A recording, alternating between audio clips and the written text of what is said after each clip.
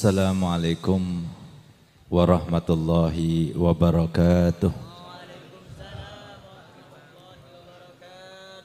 Alhamdulillah rabbil alamin.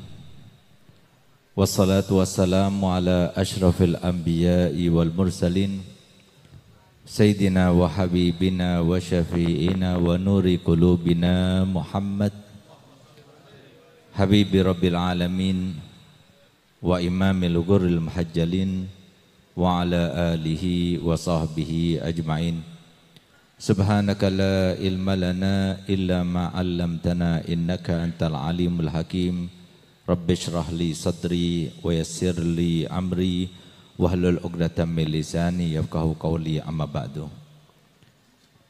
Yang sama-sama kita hormati, kita muliakan, kita cintai, kita banggakan para habaib, para syiban, para masyaikh, para alim ulama, para tokoh masyarakat, para pejabat baik sipil maupun militer, wabil khusus sahibul bait, sahibul hajah yang karenanya kita berada pada malam ini di tempat ini, Al-Habib Ali Zain Abidin bin Syihab.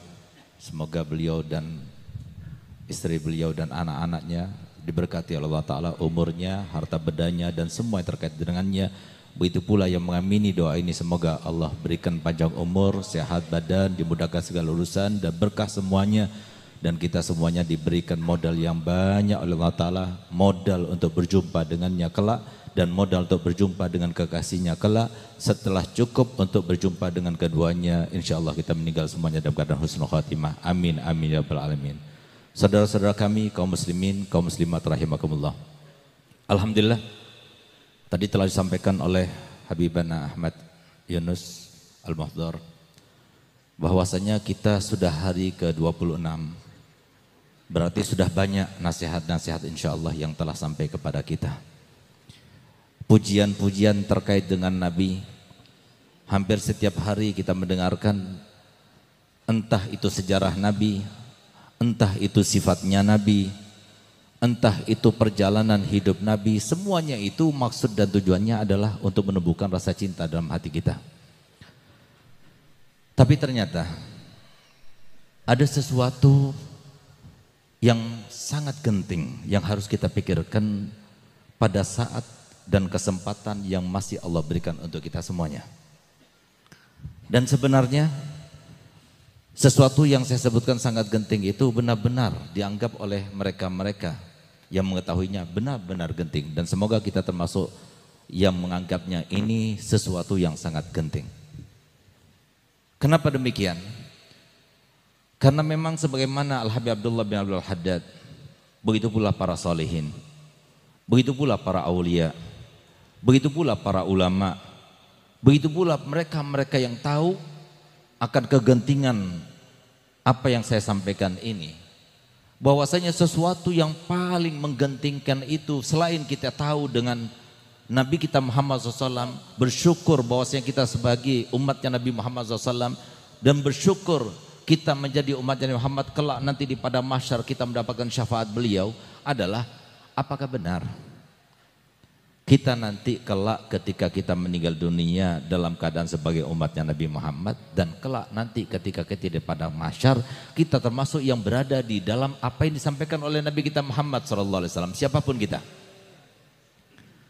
Di mana Nabi kita Muhammad yang sekarang ini sudah banyak di antara kita sudah tidak ada keinginan semacam ini. Oleh karena itu saya tidak berbicara yang panjang lebar yang terkait dengan bagaimana para ulama, para solehin yang mempunyai orientasi demikian itu banyak sekali. Di antara Habibullah Haddad, Habib Hasan bin Shalih Al-Bahar seperti sekarang ini, beliau itu hanya melaksanakan 2 rakaat saja. Rakaat pertama membaca Quran sampai habis, rakaat kedua membaca Qul Huwallahu Ahad sampai 90.000 kali. Tidak selesai 2 rakaat itu sampai subuh. Bukan cuma sebulan, bukan cuma setahun, tapi sepanjang umur hidupnya itu beliau seperti itu.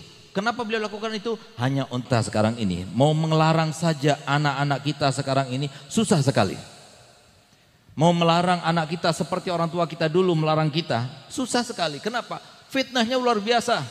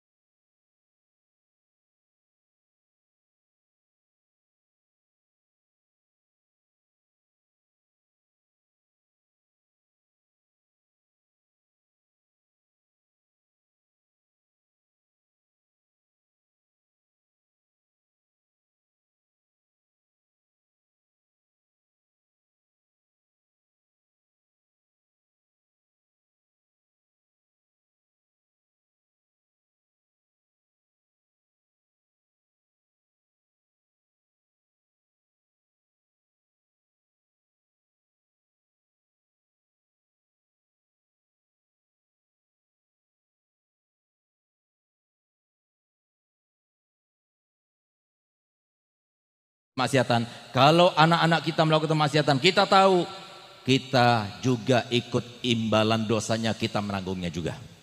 Berbeda kalau seumpama kita melakukan dosa, mereka tidak menanggungnya. Tapi kalau kita juga ikut menanggungnya. Oleh karenanya, bagaimana kita sekarang menyelamatkan mereka? Supaya mereka nanti tidak menuntut kita. Sudah kita banyak dosa, kemudian kita akan menanggung dosa juga mereka. Jangan. Oleh karenanya, apa yang harus kita lakukan? Nabi Muhammad sudah menjelaskan semuanya. Yang kurang bukan dari Nabi Muhammad. Yang banyak kesalahan bukan dari Nabi Muhammad. Tapi yang banyak kekurangan, yang banyak kesalahan, yang banyak mengabaikan, yang tidak taat, yang tidak mau mendengar nasihat, kita sendiri. Sesuai dengan apa yang disampaikan Allah Ta'ala sebagai singgungan untuk kita semuanya. Ya hasratan alal ibad, ma ya'tihim min rasulin illa kanu bihim. Ya stasiun, setiap ada yang ceramah, setiap ada yang menyampaikan suatu nasihat, pasti diejeklah, kepanjanganlah dan sebagainya. Ini menasihati, ini yang menyambungkan lidahnya Nabi. Apa kata Nabi Allah? Setiap ada yang menasihati, jadikan nasihat itu untuk saya. Saya masih teringat bagaimana saya punya abah Habib Hasan Baharun rahimahullah rahmatullah. Beliau katakan, Segaf, kalau kamu mau nasihati dan nasihat itu diterima, sebelum kamu menasihati, kamu lihat dulu semuanya dengan 4 tahapan. Yang pertama, dengan 3 tahapan. Yang pertama, lihat dulu dari awal sampai akhir. Tahapan pertama, kamu lihat, pastikan yang kamu lihat semuanya itu semuanya lebih baik dari kamu. Jangan pernah kamu merasa lebih baik dari mereka. Itu yang pertama. Yang kedua, kamu lihat lagi dari ujung sampai ke ujung. Untuk apa? Ya Allah, semoga dengan apa yang saya lakukan ini menjadi sebab saya ini diampuni dosanya, diangkat derajatnya, diberikan pahalanya. Itu harapan kita. Semuanya berharap, semuanya bekerja. Kata Nabi SAW, al-mutakallim was-sami fil ajri sawa. Yang namanya orang yang berbicara, saya berbicara, itu cuma mendengar, tapi pahalanya sama. Dan semoga kita termasuk yang mendapatkan pahalanya. Dan yang ketiga, minta kepada Allah. Lihat mereka semuanya, minta kepada Allah supaya saya dulu dan para mustamin ini mendapatkan hidayah daripada Allah. Karena mohon maaf, walaupun saya pintar menyampaikan, walaupun saya pandai bermain lidah, memainkan kata-kata itu, tapi kalau Allah tidak berkehendak memberikan hidayah, susah. Yang paling sulit itu adalah hidayah. Oleh karenanya kita minta kepada Allah Ta'ala, semoga Allah memberikan hidayah pada kita. Bagaimana cara kita menyelamatkan anak kita? Yang pertama, kalau kita sekarang memondokkan, pondok juga tidak lepas daripada fitnah. Mau jaga kita 24 jam, sekarang penjagaan sangat luar biasa. Di mana-mana dulu kita masih ingat, mau lihat film-film yang vulgar ataupun yang sulit untuk kita lihat pada siang hari, kita masih ingat ada film Midnight dulu. Zaman kita, yang seumuran sama kita. Itu kita mau lihatnya itu tunggu jam 12 malam, malam Ahad. Malam-malam lainnya nggak ada. Sekarang kalau film-film itu disetel sekarang, siang hari saja, jam 10 siang saja, atau jam 12 siang saja, ada anak-anak muda yang mau lihatnya? Nggak bakal ada, nggak laku, ini jadul ini yang lihat itu. Nggak bakal ada yang mau, kenapa? Yang lebih daripada itu banyak.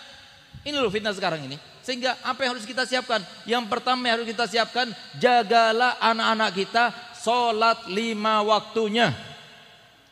Ini camkan baik-baik. Kalau kita masih bisa menjaga sholat 5 waktu anak kita, aman. Ini yang paling penting. Supaya kita nanti di akhirat tidak dituntut oleh anak dan istri kita. Dan sholat yang bisa menjaga kita daripada perbuatan maksiat, menjaga mereka daripada fitnah adalah sholat yang diterima. Sholat yang diterima itu adalah sholat dengan jamaah. Sehingga alhamdulillah, seingat saya dan semoga terus sampai akhir hayat, saya dijaga oleh saya punya abah, saya dijaga oleh saya punya ibu. Dari umur 6 tahun saya tidak pernah meninggalkan sholat jamaah. Dari umur 6 tahun saya masih ingat, sampai sekarang alhamdulillah saya selalu sholat jamaah. Kenapa? Saya punya abah, saya punya ibu selalu menekankan, kalau orang sholat sendiri itu seakan-akan dosanya besar. Itu ditekankan. Kenapa? Selama masih anak sholat jamaah 5 waktu aman. Nanya, jangan lupa ya Allah, jagalah anak-anakku daripada fitnah akhir zaman. Biarkan dia itu meninggal dalam keadaan husnul khotimah, biarkan dia diterima amalnya, biarkan dia itu diakui sebagai umatnya Nabi Muhammad, supaya dia dapat syafaatnya Nabi Muhammad, supaya apa? Lepas daripada tanggung jawab kita kelak nanti di akhirat. Itu doanya ibu adalah sebuah bonus bagi umatnya Nabi Muhammad. Beda dengan umat-umat dahulu. Di antara bonus yang terutama bagi umatnya Nabi kita Muhammad, mau ibunya solihah atau tidak solihah, yang penting kalau ibu dia itu mendoakan anaknya, maka insya Allah diterima oleh Allah Ta'ala. Doanya ibu sama seperti doanya 100 orang wali. Tidak ada hijab antara doanya seorang ibu untuk anaknya yang baik, itu akan langsung diterima oleh Allah Ta'ala. Gunakan doanya seorang ibu, sempatkan untuk berdoa. Yang keempat, ini yang paling penting. Banyak di antara kita ini suka bermimpi, suka berhayal, suka bercita-cita. Mohon maaf, banyak di antara kita yang sudah menyeberang dari jalan yang benar, menyeleweng dari rel yang sudah ditetapkan. Kenapa saya katakan demikian? Karena ada dua saja pertanyaan yang kalau saya pertanyakan semuanya pasti jawabannya sama, tapi ternyata jawaban kita itu semuanya bohong. Kenapa? Enggak sesuai dengan realita. Coba saya buktikan. Yang jawab pertanyaan saya doakan semoga di tempat ini, di momentum ini Allah kabulkan doa saya. Yang jawab pertanyaan saya doakan bertambah umurnya 10 tahun dari yang ditentukan. Yang menjawab pertanyaan saya doakan semoga bertambah harta bendanya 10 miliar. Saya mau bertanya, dua pertanyaan. Yang pertama, apakah yang ada di sini ini semuanya hamba Allah atau Tuhan? Saya tanya lagi, kedua. Yang ada di sini adalah hamba Allah atau Tuhan? Oke, itu yang pertama. Yang kedua, saya mau tanya, yang ada di sini semuanya cinta pada Nabi Muhammad atau tidak? Sekali lagi, yang ada di sini semua cinta Nabi Muhammad atau tidak? Coba lihat, dua pertanyaan ini, mohon maaf, kadang-kadang kalau seumpama kita buktikan, yang mana buktinya? Kita sering membaca, mendengarkan sinetron, kita sering menyimak sinetron, tapi banyak di antara kita, mohon maaf, kita lihat orang yang cinta kepada yang dicintai itu kadang-kadang membuat kita nggak selera, tidur, makan nggak selera, tidur nggak bisa dan sebagainya. Pernah kita sampai nggak bisa tidur karena Nabi Muhammad, nggak berselera makan karena Nabi Muhammad. Mana buktinya? Lalu kita mengaku sebagai hamba Allah. Mana hamba Allah? Hamba Allah itu adalah seseorang yang betul-betul mengakui dia adalah seorang hamba, benar-benar hamba kepada Allah Ta'ala, yang diberikan sesuatu nerima. Ini nggak nerima, marah-marah. Padahal semua ketentuan Allah Ta'ala semuanya dengan ketentuannya, dengan takdirnya. Nah, ini kenapa ini terjadi? Sampai pembuktian ini tidak bisa kita buktikan dengan apa yang telah kita ucapkan tadi. Karena apa? Tidak ada ilmu agama. Sehingga pantas kalau Nabi kita Muhammad SAW bersabda, yulhamuhus su'ada wa yuhramuhul ashkiya. Ilmu yang diajarkan oleh Nabi Muhammad SAW tidak diajarkan, tidak diberikan kecuali bagi orang-orang yang memang Allah tetapkan dia adalah orang yang bahagia. Di dunianya bahagia, di alam barzah bahagia, sampai di akhirat bahagia. Tapi kalau orang yang ditulis Allah Ta'ala tidak dijadikan sebagai orang bahagia, tidak akan diberikan ilmu agama. Oleh karenanya ilmu agama ini yang paling menentukan. Mohon maaf, iman itu adalah keyakinan. Keyakinan itu adalah transformasi pengetahuan. Nggak bisa ada orang yang menjadi mukmin itu secara otodidak, itu nggak ada. Harus belajar dulu. Oleh karenanya bagaimana istri kita menjadi solihah, bagaimana anak kita menjadi soleh dan solihah kalau mereka itu tidak belajar. Oleh karenanya ayo, 4 hal ini kalau kita ingin anak-anak kita menjadi walhamdulillah. Saya mohon maaf, wabillahi taufiq wal hidayah. Assalamualaikum warahmatullahi wabarakatuh. Masyaallah. Jazakumullah khair. Akramkumullah ikram as-solihin habib.